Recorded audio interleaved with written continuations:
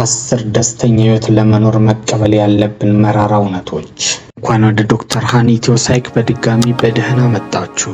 ሁላችንም ደስተኛና አርኪ ህይወት መኖር እንፈልጋለን፣ ግን ጥቂት ሰዎች ብቻ ይህን ህይወት ይኖሩታል።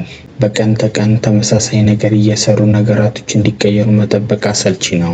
ህይወትን ሁልጊዜ ለመጋፈጥ ቀላል አይደለችም። እንዲያውም አንዳንድ እውነቶች በጣም ከባድ ከመሆናቸው የተነሳ አብዛኛውን ሰው ህይወታቸውን የሚያሳልፉት እነሱን ከመሸሽ ነው። ነገር ግን እንደዚህ አይነት እውነቶች ስንቀበል ከክህደት መኖርን ተንትነን በነፃነት፣ በሰላም፣ በእውነት በደስተኛ መኖር እንጀምራለን። ዛሬ ቪዲዮ ላይ እውነተኛ ደስተኛ ህይወት ለመኖር የምንፈልግ ከሆነ መቀበል ያለብን መራራ እውነቶችን እናያለን። አንደኛ፣ ማንም ሰው ለኛ ህይወት ኃላፊነት የለበትም። ማንም ሰው ለኛ ፍቅርን ወይም ትኩረት መስጠት ግዴታው አይደለም። እኛም ደስተኛ ማድረግ ከኛ ውጪ የማንም ኃላፊነት ሊሆን አይችልም። ምሳሌ፣ ጓደኛችን ሁልጊዜ ደህንነታችንን እንዲጠይቀን እንሻለን፣ እንዲያስበውን ልንጠብቅ እንችላለን። ይህንን ካደረገ ደስ ይለናል፣ ሳያደርግ ቢቀር ደግሞ ይከፋናል። ስለዚህ ለህይወታችን የሚውል ለደስታችን 100% ኃላፊነት መውሰድ ያለብን እኛ ነን። ለራሳችን ደስታ የበለጠ ኃላፊነት በወሰድን ቁጥር ነፃና ሰላማዊ እንሆናለን። ሁለተኛ፣ ህይወት ፍትሃዊ አይደለችም። እዚህ ምድር ላይ ስንኖር አንዳንድ ሁኔታዎችና እድሎች እኩል አይከፋፈሉም። አንዱ ብዙ ሀብት ይኖራል፣ ሌላው የለውም። አንዱ ሙሉ ጤነኛ ሲሆን፣ ሌላው ደግሞ በህመም ይሰቃያል። አንዱ ብዙ ጓደኛ ለማፍራት ብቃት ሲኖረው፣ ሌላው በብቸኝነት ይሰቃያል። ማቋረጥ፣ ራስን ከሌላ ጋር ማወዳደር መከራን ብቻ ይወልዳል። ከማማረር ይልቅ ልንቆጣጠረው የምንችለው ላይ ብቻ ማተኮር ደስተኛና ሰላማዊ ህይወት እንዲኖር ያደርጋል። ሶስተኛ፣ ደስታ ዘላቂ አይደለም። ደስታ የሚመጣው በቅጽበት ነው፣ ቋሚ ሁኔታ አይደለም። ይልቁንም እርካታና የውስጥ ሰላም ጥልቅና የበለጠ ዘላቂ ናቸው። ምሳሌ፣ አዲስ ስልክ መግዛት ለአንድ ሳምንት ያህል ሊያስደስተን ይችላል። ነገር ግን ብዙም ሳይቆይ የተለመደ ይሆናል። ከዛ ሌላ የሚያስደስተን ነገር ፍለጋ እንሄዳለን። እውነተኛ ሰላም የሚገኘው ከምስጋና እንጂ ከቁስ አይደለም። አራተኛ፣ የብዙ ሰዎች ትኩረት በራሳቸው ላይ ነው። አብዛኛው ጊዜ ሰዎች ምን ይሉኛል የሚል ፍርሃት ሰላማችንን ስናጣ ራሳችን ላይ አስተውለን ይሆን?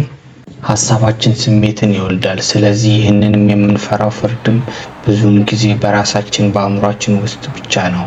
ለምሳሌ፣ ሰዎች በስብሰባ ላይ ስህተቴን አስተውለውታል ብለህ ትጨነቅ ይሆናል።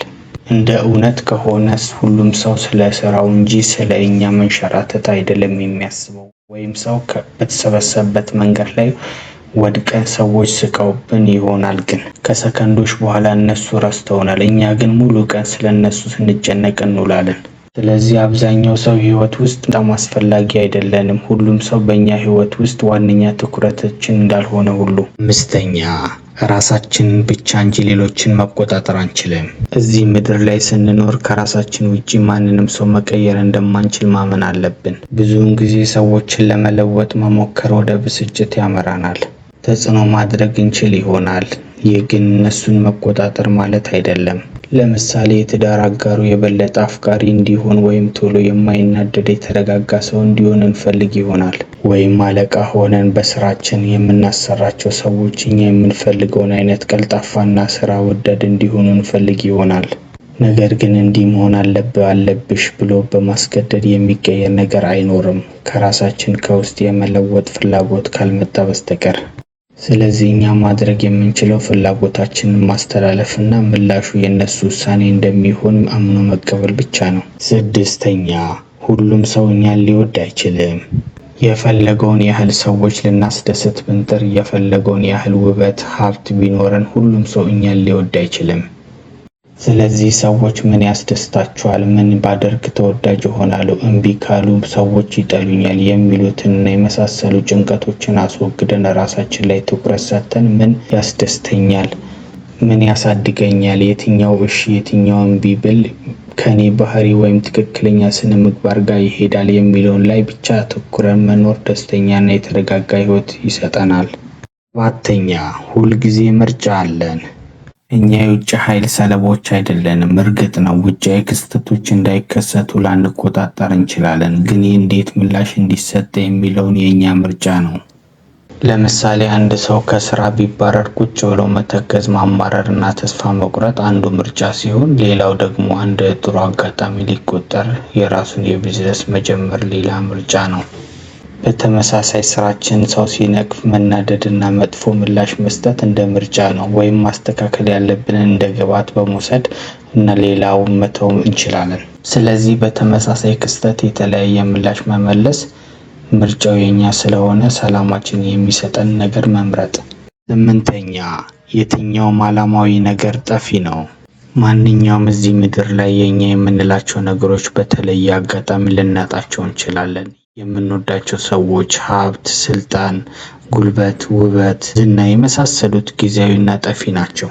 እንደ ቋሚ አስበው መጠበቅ እና አብዝቶ መመካት ከፍተኛ የስሜት ጉዳት ያስከትላል። ስለዚህ ሁሉም ነገር ጊዜያዊ መጠቀሚያ እንደሆነ አስቦ በዛ ልክ መውደድና ማጣት ሲመጣ አምኖ መቀበል ያስፈልጋል። ለምሳሌ የምንወዳቸው ሰዎች በሞት፣ በርቀት፣ ባለመግባባት ልናጣቸው እንችላለን። ስለዚህ እኛ ዘላለማዊ እንዳልሆንን ተረድተን ያጣነውን ነገር ሳይሆን ባለን ነገር ማመስገን ደስታችንን ይጠብቅልናል። 9ኛ ፍርሃት ህይወትን እስከ ጥግ ከመኖር ያግደናል። አዳዲስ ነገር መሞከር የውድቀት የፍርሃት ህልማችንን እንዳንኖር ያደርገናል። ህይወት አስደናቂ ፈተኖች የተሞላች ናት። የሰው ልጅ ደግሞ አዲስ ነገር ሲያጋጥመው መፍራት ተፈጥሯዊ ምላሽ ነው። ነገር ግን ፍርሃት አዳዲስ ነገሮችን ከመሞከር እንዲያግደን መፍቀድ የለብንም። ፍርሃትን ካልተጋፈጥን ለእድገታችን የሚያግዙ ብዙ ጥሩ አጋጣሚዎችን እናጣለን። 10ኛ ለብስጭት መንስኤ የኛ ተስፋዎች ናቸው።